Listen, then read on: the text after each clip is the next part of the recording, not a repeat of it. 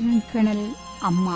முல்லை மாவட்டம் சோந்தரபுரம் வள்ளிகுணம் கிராமத்தில் 10/6/1998 அன்று ஸ்ரீலங்கா படைகளால் மேற்கொள்ளப்பட்ட வான்குண்டுவீச்சு மற்றும் எறிகணை தாக்குதலில் வீரச்சாவை தழுவிக்கொண்ட தமிழீழ விடுதலை புலிகளின் வளங்கள் பகுதி பொறுப்பாளர் லெப்டினல் அம்மா அல்லது அன்புவின் மாவீரர் மகுடம் கேட்போம். வீரம் விளையும் மண்ணிலே திருநெல்வேலி நகரிலே வைத்திலிங்கம் நாகம்மா தம்பதிகளின் 6வது புதல்வனாக 1965 ஆண்டு 9/3 அன்று அம்மா என்று அழைக்கப்படும் வைத்திலிங்கம் திருக்கேதீஸ்வரன் வீரப் பிறப்பெடுத்தான்.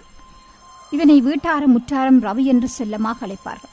தனது ஆரம்ப கல்வியை திருநெல்வேலியில் அமைந்திருந்த பரமேஸ்வரா கல்லூரியில், உயர்கல்வியை யாழ்ப்பாண மத்திய கல்லூரியிலும் கற்றான். இவன் சிறந்த பண்பாளனாகவும் பணியாளனாகவும் விளங்கினான். கல்லூரியில் சாரணர் இயக்கமும் இவனை நெறிப்படுத்தியது. அத்தோடு இவன் ஒரு பல் தொழில்நுட்ப வல்லுநனாக விளங்கினான். 1986 ஆண்டளவில் ஈழ விடுதலை பணிகளிலே ஈடுபட்டு 1986 ஆண்டு தனது 21வது வயதில் தன்னை முழுமையாக போராட்டத்தில் இணைத்துக் கொண்டார். தமிழகத்தில் சாவகச்சேரியில் நடைபெற்ற முதலாவது பயிற்சி பாசறையில் தனது போர் பயிற்சியை முடித்துக் கொண்ட இவன் அந்த ஆண்டிலேயே தேசிய தலைவரையும் சந்தித்தார்.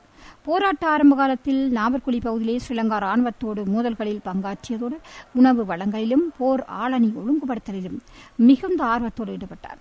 பின்னர் இந்திய படை ஆக்கிரமிப்பு இடம்பெற்ற காலத்தில் பல்வேறு இடங்களில் இடம்பெற்ற தாக்குதல்களிலும் கலந்து கொண்டார். இந்த காலப்பகுதியில் தமிழ்ச்செல்வன் அண்ணனோடு இவனும் சக போராளிகளும் இணைந்து யாழ்ப்பாணத்தில் இருந்த எங்கள் மக்களை போராளிகளையும் வன்னியில் இருந்த எமது தேசிய தலைவரோடு இணைக்கும் தொடர்பு பாலமாய் செயற்பட்டார்கள். இந்திய படை வெளியேற்றத்துக்கு இந்த செயற்பாடுகள் ஒரு காரணமுமாய் அமைந்தது.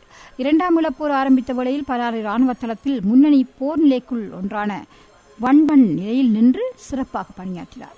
அப்போதைய பாதுகாப்பு அமைச்சராக இருந்த ரஞ்சன் விஜயரத்னாவால் தீபாவளி நாளன்று தொடக்கி வைக்கப்பட்ட பலாலி ராணுவத்தின் ஆக்கிரமிப்பான ஆபரேஷன் ஜெயசக்தி அந்த நடவடிக்கைக்கு எதிரான போரில் தீவிரமாக போராடி காரில் விழுப்பு அடைந்தார்.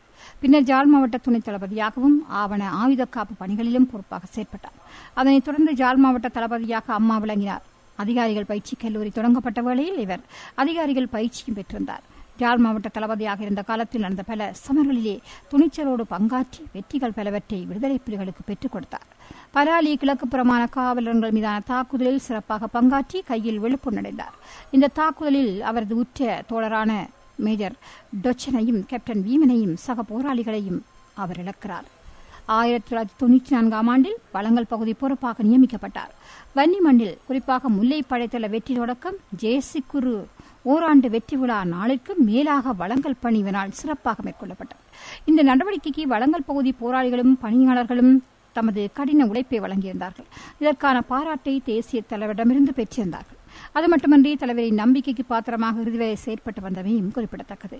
தனது இதயத்தின் ஒரு மூலையில் தன்னை நேசித்தருக்கு இடம் கொடுத்திருந்த அம்மா என்ற பெருவீரனின் இறுதி வீர வரலாற்று வரிகள் அவனது உதிரத்தால் வளங்களின் மையத்தில் எழுதப்பட்டது.